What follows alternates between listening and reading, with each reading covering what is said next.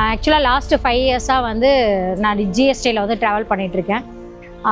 பார்த்தீங்கன்னா நான் வந்து ஃபஸ்ட்டு இதில் உள்ளே வந்தது பார்த்தீங்கன்னா 21 டேஸ் அப்படிங்கிற ஒரு ப்ரோக்ராமில் தான் உள்ளே வந்தேன். காலையில் 4 மணிக்கு எந்திரிக்கிறது அப்படிங்கிறது எனக்கு வந்து ரொம்ப சேலஞ்சான விஷயம். ஸோ ஃபஸ்ட் டே கிளாஸ் வந்தையும் அண்ணாட்ட கேட்டது எப்படி நான் 4 மணிக்கு எந்திரிக்க முடியும் அப்படின்னு.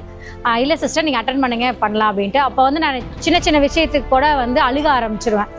ஏன்னா எங்கள் அப்பாவை நினச்சி நான் ரொம்ப ஃபீல் பண்ணிகிட்டு இருந்தேன். சின்ன சின்ன விஷயத்துக்கு கூட ரொம்ப அழுகுவேன் நான். அதுக்கப்புறம் மென்டார் அப்படின்னு ஒரு செஷன் அட்டன் பண்ணேன்.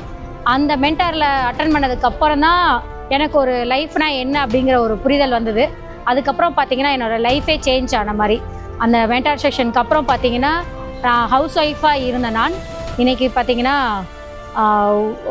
ஒரு நல்ல பசங்களுக்கு ஒரு நல்ல அம்மாவாக இருக்கேன். முன்னையெல்லாம் பசங்கிட்ட கரிச்சு கொட்டிகிட்டு இருப்பேன். நான் கூட சொல்வேன் ட்ரெஸ்ஸு பாத்ரூமில் ட்ரெஸ் போட்டு தான் எனக்கு கோவம் வருதுங்கண்ணா அப்படின்பேன்.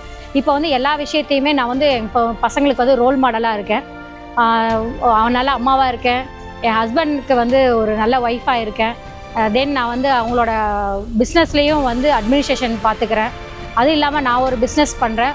ஃபுட் பிஸ்னஸ் நேந்திரம் யூஸ் பண்ணி அதையும் சக்ஸஸ்ஃபுல்லாக பண்ணிகிட்ருக்கேன். அபாக்கஸ் ட்ரெயினராக இருக்கேங்க.